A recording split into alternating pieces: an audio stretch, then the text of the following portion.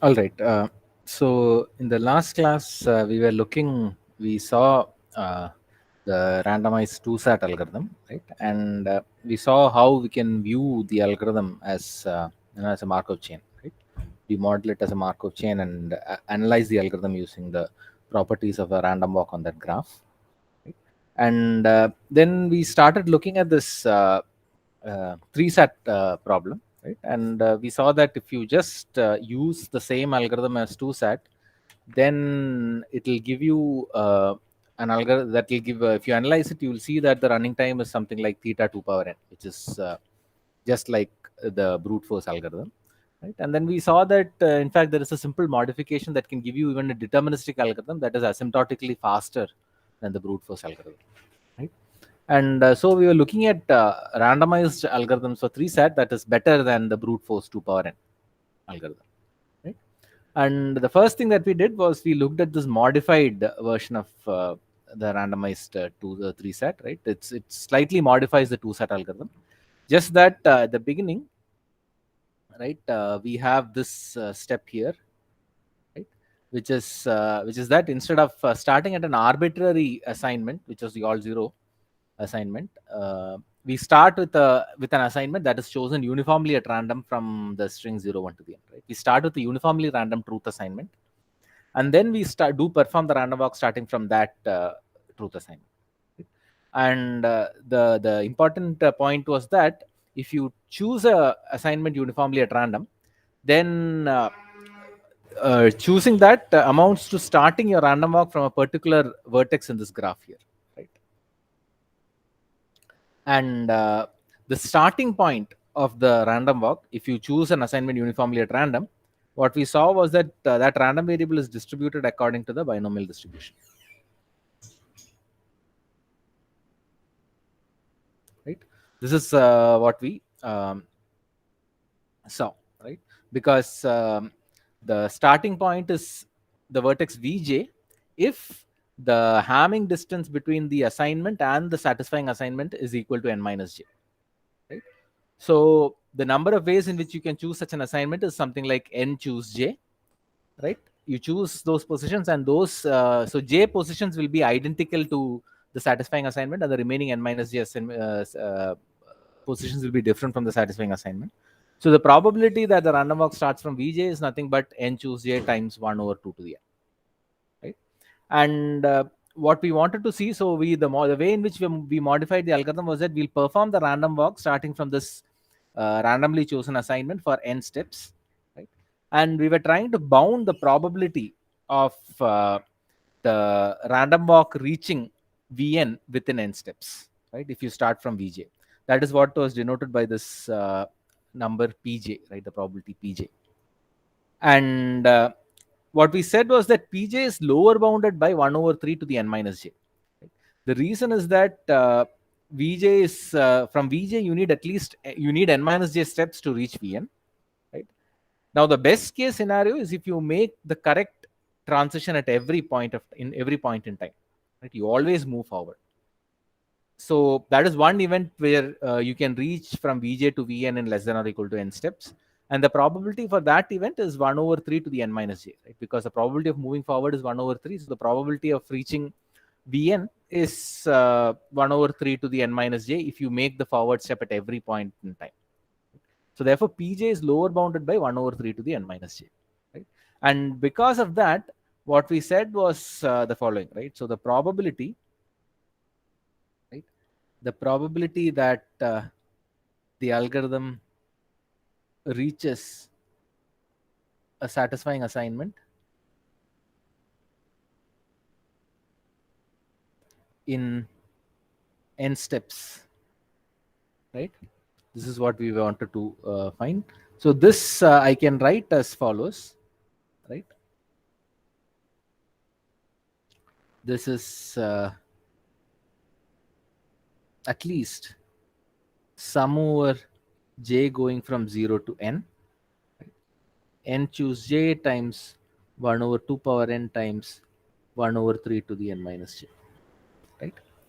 Because this part here is the probability for the first two terms in this sum, right? Sorry.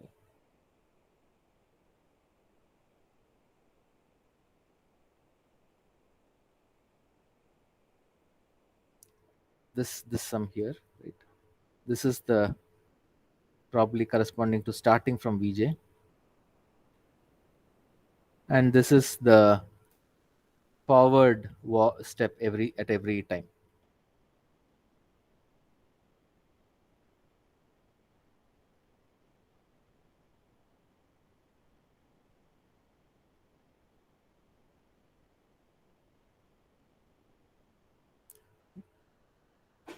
And so this, if you just write this down, this is nothing but 1 over 2 power n 1 plus 1 over 3 to the n, right? So this is 2 over 3 to the n. So this is the probability that you will reach. So with probability at least 2 over 3 to the n, you will reach a satisfying assignment in n steps, right? So now what you do is you just say you repeat this algorithm.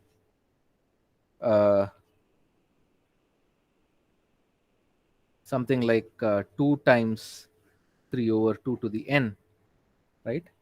Then the probability that uh,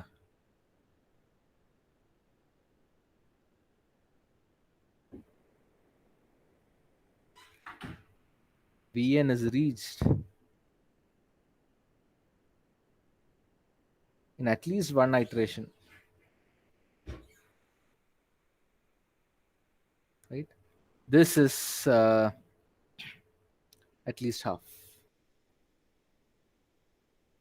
right? Because so you could think of your algorithm, you could think of the success, right? So this you can think of as like a geometric random variable, right? Where you succeed if you reach a satisfying assignment. The probability of succeeding is at least 2 over 3 to the n. So if you repeat it 3 over 2 to the n, you in expectation you will reach a satisfying assignment at least once, right? And then this follows from your standard Markov inequality.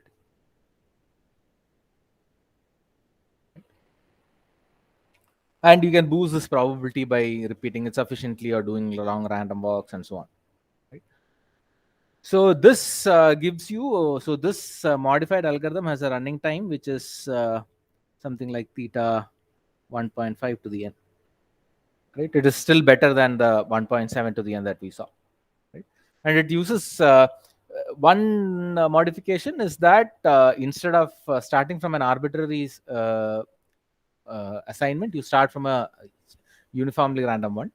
And then we had a very loose calculation of what is the probability that you will reach um, uh, uh, the final vertex when you spend at most n steps. That is the two things that were involved. Right? So this already gives you a slightly better algorithm, but we can probably improve on this very loose calculation that we did. Right? So any questions so far?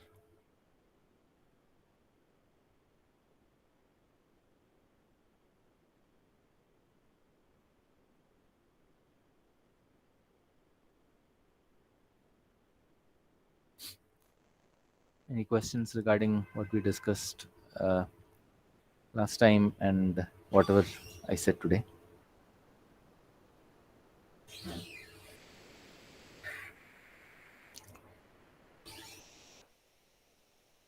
Right. Okay. So then let's see a different, a newer algorithm, right? An even better SAT algorithm.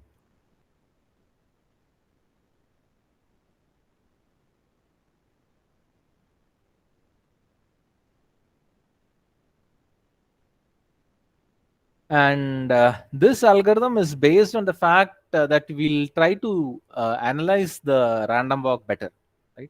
So we analyze the random walk, right? So when we said that we basically the bound for Pj, right?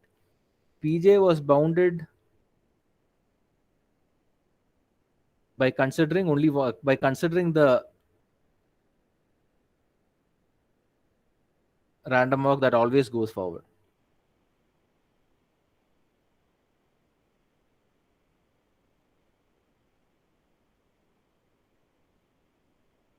right? And what we know is that this is not going to happen, right? Because the probability of going forward is smaller than the probability of going back, right? So typically what happens is that the is going to random walk will go forward sometime, will go forward and backwards, right? This is typically what will happen. It will go forward and backward. So this is more likely to happen, right?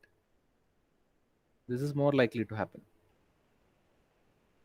So it's better. So you should, if you want a tighter analysis, we will want to analyze this random walk which goes this way rather than the very loose bound that we have. And that is what we are going to do, right? This is what we will do. Okay.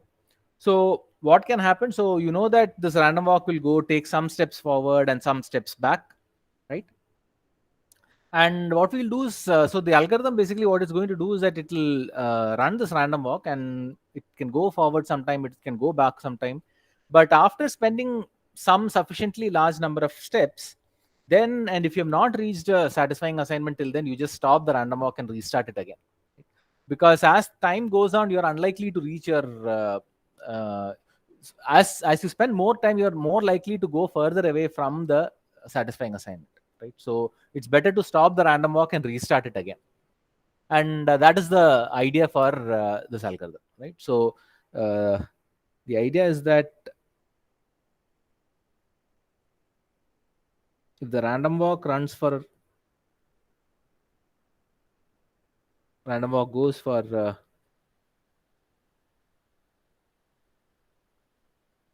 longer time, the intuition is this, right? You are more likely to be far away from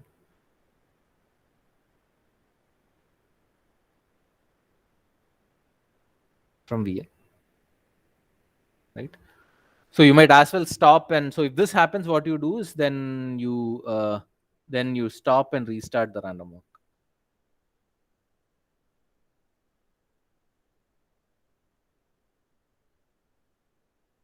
Right. So what we want to look at is this is what you will do. So what you want to look at is a typical random walk, right? So this random walk is a very highly atypical random walk, right? It's not very typical because you can't keep going forward all the time. That's very unlikely.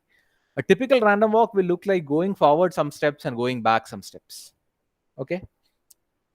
So let's consider the following thing. So we are going to look at the event, right? So you start from okay, so let's say the following, right? Let's say you start from the vertex Vn minus j, right? Which means that you have j steps to reach Vn, right? But typically what can happen is that while going j steps forward, you will actually might so during a typical random walk, so a typical random walk,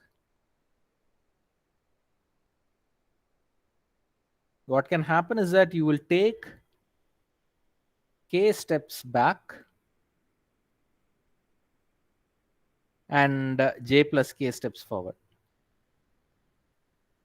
right? You're unlikely to keep go forward. You're unlikely to keep going forward all the time. So you might actually make wrong moves, right? So we are not saying that you will take all the k steps back in one shot and then take the j plus 2k, but the forward steps and backward steps will be intermingled, right? You might take a few steps forward, a lot of steps backward, then you will retrace those steps and so on, right? So this is like a typical random walk. So instead of analyzing the random walk where you walk directly towards VNA by taking the correct step every time, let's try to understand this random walk, right? What is the probability that you will go this way, right? So this is what I want to know, right? So suppose you do the following, right? So you're going to say consider a random walk where you take j steps forward, sorry, k steps backwards,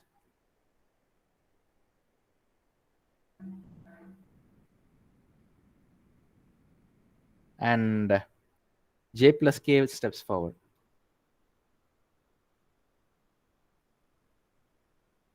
right? So what is the probability that your random walk will do this, right? What is the probability that it will take k steps backwards and j plus k steps forward? What is the probability for such a random walk?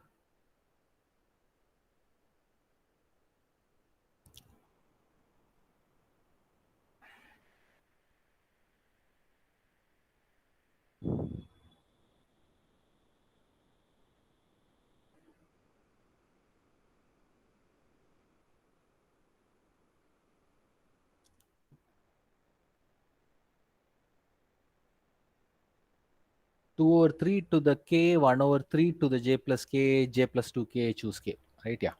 So what Sarthak says, right? You can say, so you are totally taking the total number of steps that you take, right? The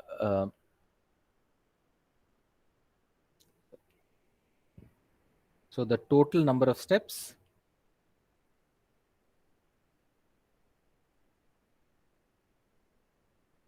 is j plus 2k, right? Because you're taking k steps backwards and 2k plus j plus 2k step forward. So the total number of steps that you take is j plus 2k, out of which you need to choose k steps that are going back, right? So the probability for this random walk, right? So this probability is going to be, you choose the k steps that you're going back, okay? And for going back, the probability is 2/3 to the k, and for going front, you have 1/3 to the j plus k, right?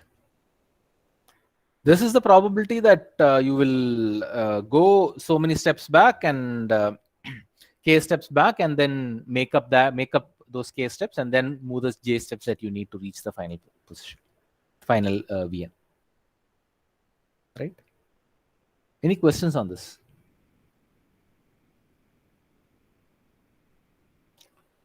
So notice that there is one small catch here. If you have noticed, this includes certain bad walks as well, right? Certain, in the sense, certain walks that we are not interested in also. Can you tell me which are those ones? Have you so I'm saying that so for instance, I want to say that we have this part here, right? This is an overcounting.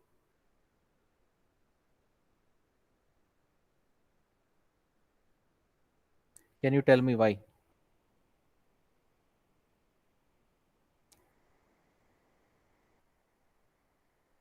The j plus 2k choose k is an overcounting.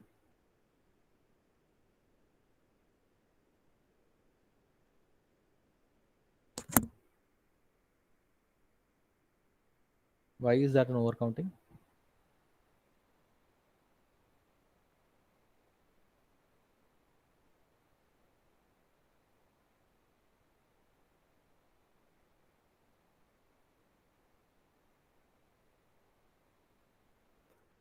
Exactly, right? So j plus 2k choose k includes the walk where you take uh, j steps forward, go k steps back, and then go k steps forward, right? That also is included in j plus 2k choose k, because you try out everything, right? So it is a slight overcounting, because you're looking at, if you already reach j, then you don't need to consider the fact that you're actually going to go back or something, right? Because you need to take only j steps to going. So we are doing a slight overcounting here. So you can actually, there is a exact formula for this thing. I mean, you can search for it. It's there. If you look at the original paper of Schoening, you will see the exact formula, and it's what is known as the Ballot theorem. You can read about it if you want online. Right? But anyway, we'll take this case here. The reason is that this will be sufficient for our bounds. Okay. So now, what are we interested in? So we are interested in the. So we were interested in this p, say n minus j, right? This is the probability that the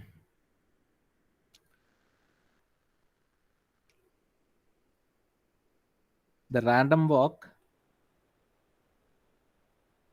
reaches Vn in, say, I'll write it now 3n steps. Okay, we'll see why. This is what we are interested in. Okay.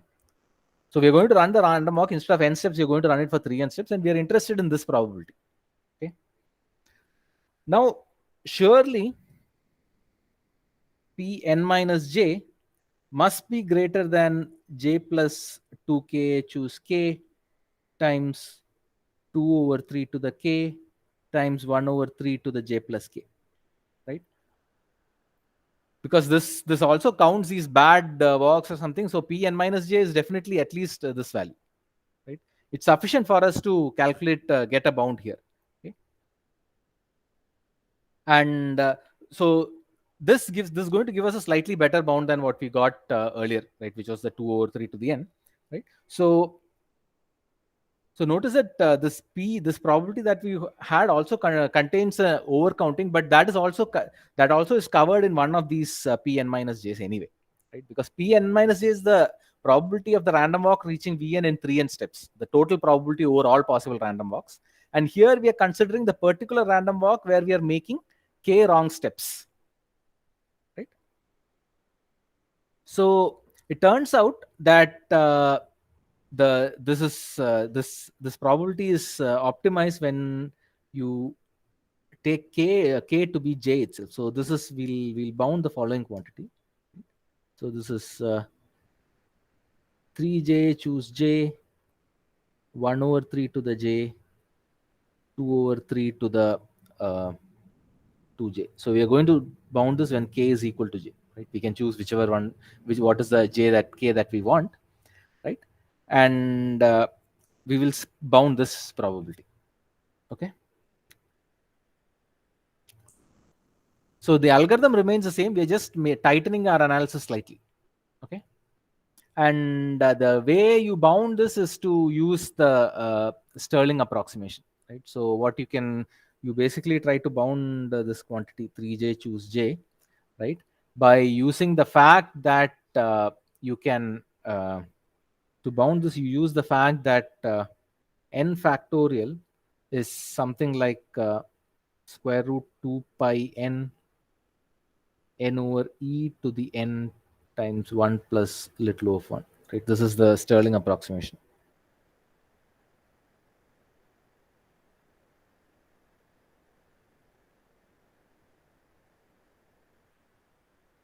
right?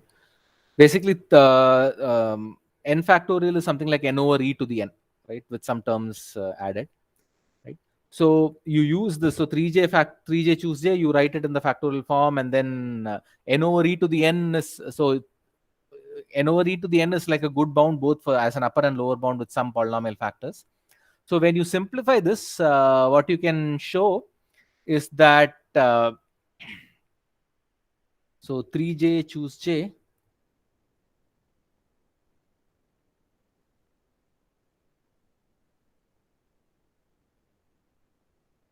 right? 3j choose j is going to be something like some order 1 over square root j times 3 over 3j divided by 2 over 2j. Okay. And then if you substitute it and simplify, what you will get is that pj is at least, pn minus j. Pn minus j is at least, it's something like order 1 over square root j times 1 over 2 power j. Maybe I shouldn't put order here because it's no lower one. So it's some constant divided by square root j times 1 over 2 power j. Okay. Recall that in the earlier one, what we got here was different, right? So what did we have here? This was basically, we said something like 1 over 3 to the j, right? This is what we had earlier, which is basically the random walk, which is just going straight forward all the time. Correct. This is in this case, it's a slightly better bound, right? We have the 3 becomes a 2 here, right? So that's the improvement that is there. And now you do the same analysis as before, right? So now the same thing, right? So the probability that the algorithm reaches Vn in 3n steps is once again at least sum over j equal to 0 to n choose and choose j times 1 over 2 power n times c over square root j times 1 over 2 power j, right? So this, if you simplify and so on, what you will get is that this is you can lower bound this with something like uh, c over square root n, sorry, c over square root n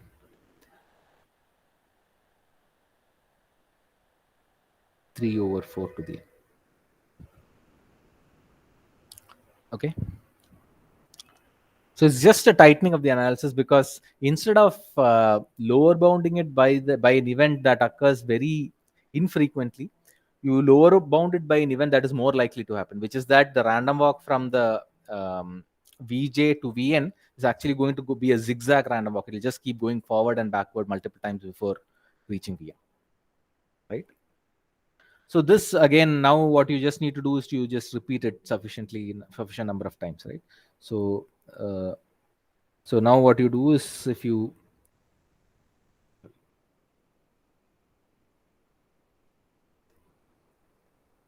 repeat this uh, algorithm,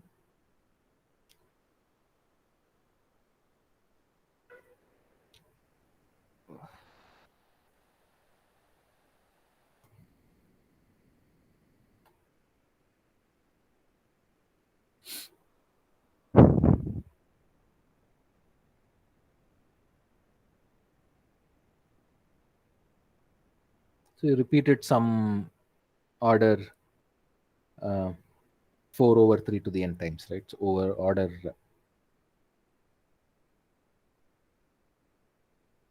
of,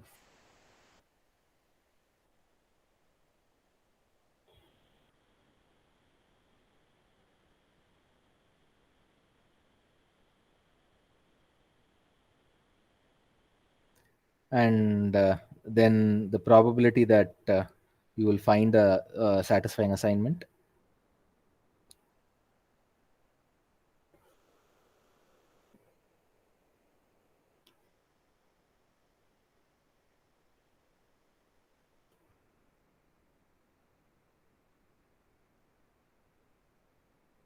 Sorry, there's still some issue with the screen.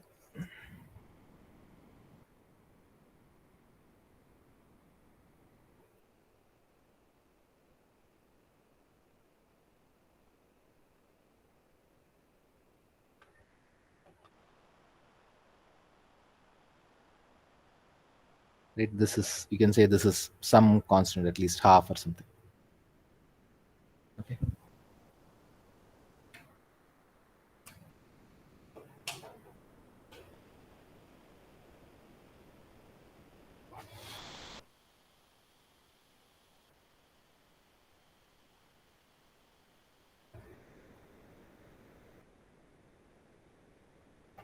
Just a minute. I still have some problem with this writing. I'm not able to write well.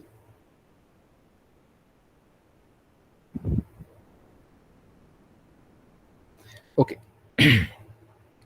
Okay. So this is this bound is better, right? So this is something like 1.33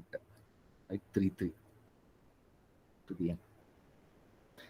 And the interesting thing is that there's nothing special about 3 sat, right? So this is, you can extend the algorithm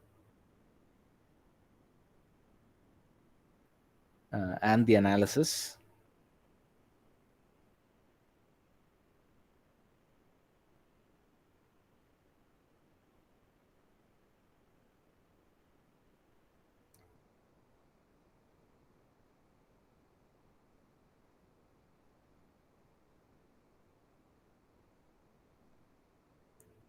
to ksat, right, where k is greater than or equal to 3, right? Greater, any k greater than 3.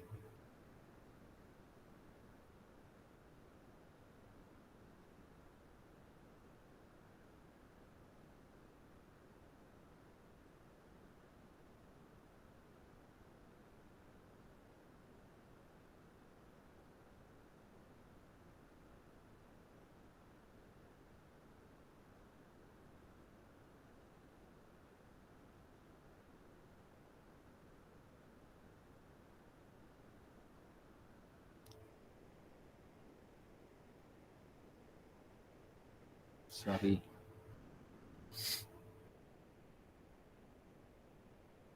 Just a minute. I'll just stop sharing once and then.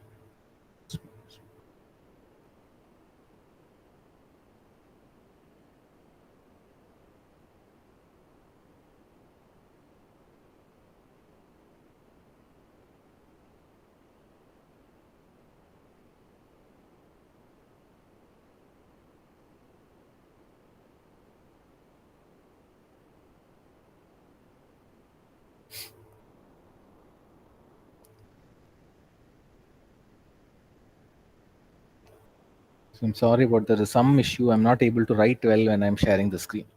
Okay. So anyway, let's see. Okay.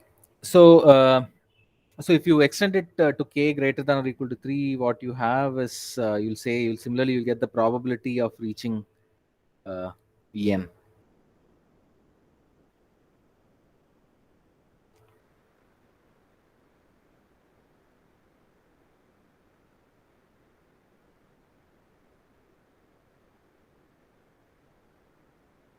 Right. The probability of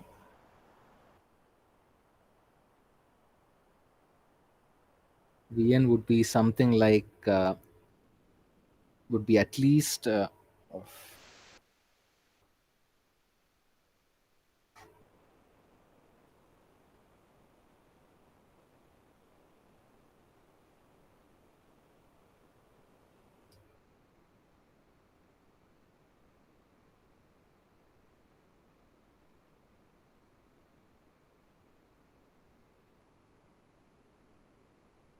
let me see if it's the recording. If I stop the recording, something will happen. Okay, let me just see.